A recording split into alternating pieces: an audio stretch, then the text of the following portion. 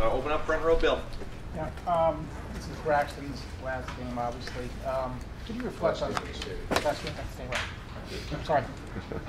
Could you reflect on his career, what he's meant to Ohio State? It's immense feelings we all have for him, and because we all know how average we were, especially on offense our first year. I mean, if you don't have that kid, you start your coaching career here at Ohio State with a 500 or or an 85 or 4 or whatever it is, and if you don't get momentum, then those other great games just don't. It doesn't happen. It certainly doesn't happen in that kind of time frame.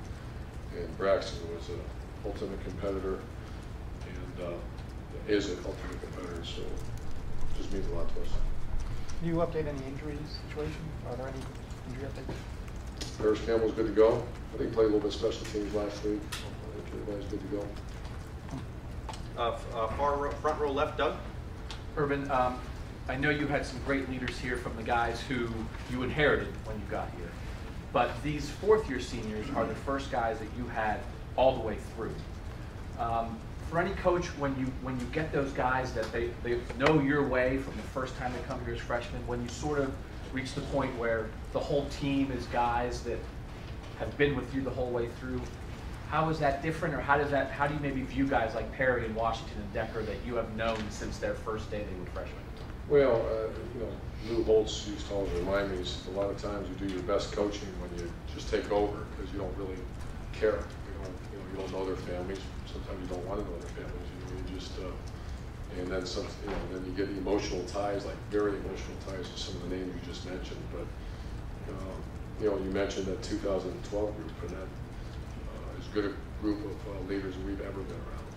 And then this group would challenge them because there's still a lot of football we play. But there is a difference because I didn't know those kids. By the end, we certainly did. But for those first 6 months, it was odd, or just wasn't comfortable because you just don't know each other. You don't necessarily like each other, but you have to coach them because you've got a job to do. And then you'll turn out and you love those guys like we did. So it is different. You just really learn to appreciate one you're with for that long, for 4 years. And those are usually the relationships that last for 20 years. Far left, Matt. Just one of those obvious questions, but they're very good Michigan State turnover margin for the country. Just you speak of in a game like this, because I know that's been a concern of yours, how important that aspect of the game is going to be. Well, it's just obvious. I think right now we're one of the top teams again in field position. Last year, I think we're number 1 team, and that's the Kerry Combs always does that. I want to say we're 2nd or 3rd right now in the country in field position.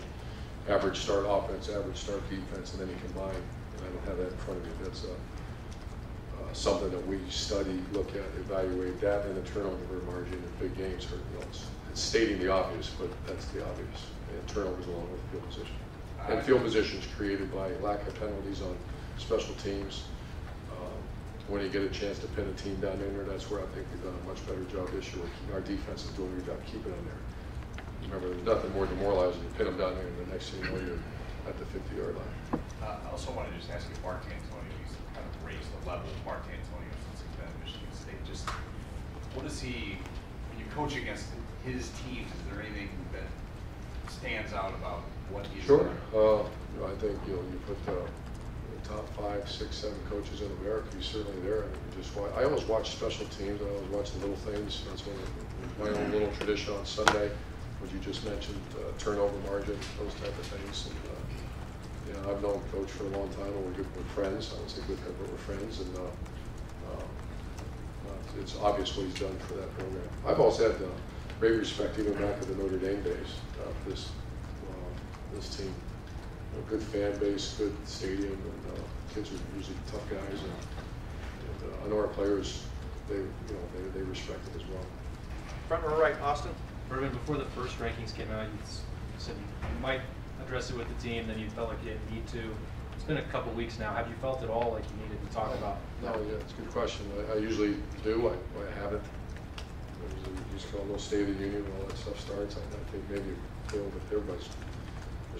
This is a good group to go coach. And they know we have to get better. So has this system, where it expands to 4, and you guys have been through it, maybe that's part of the issue that you don't have to talk about it. They've seen what happens.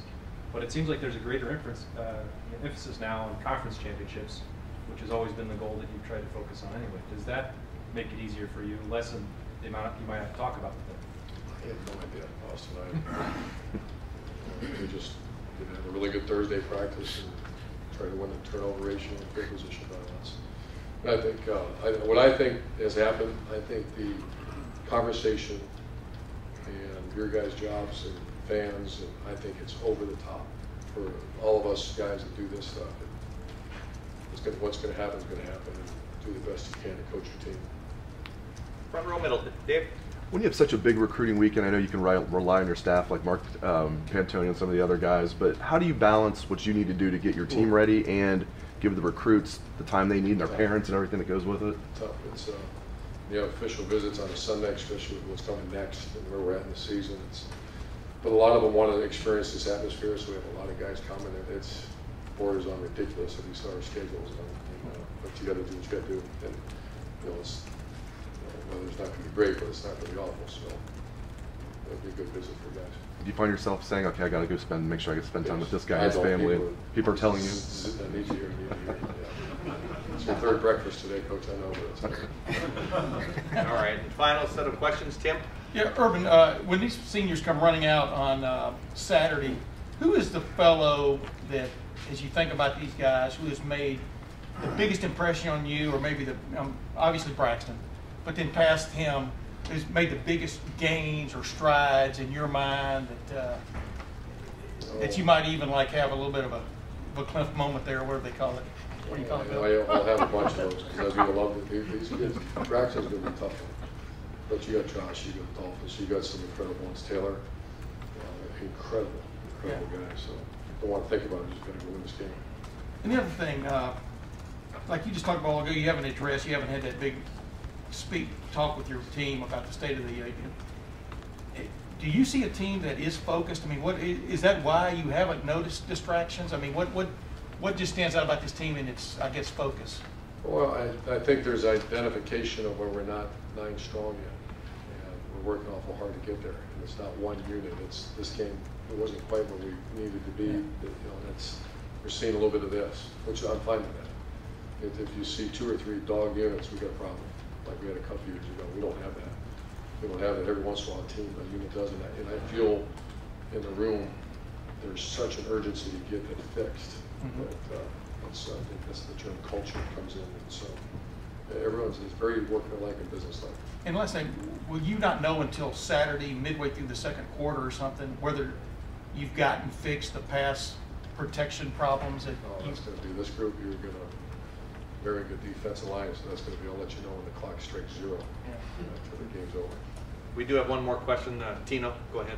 Coach, just a little bit off topic in aspect for preparation, but how big of an impact will the atmosphere of the game, specifically the band playing before the game, Script, Ohio, impact the team in the last home game of the season? I think this probably, I can't speak for all schools, but this has to be one of the most unique places that our players have known.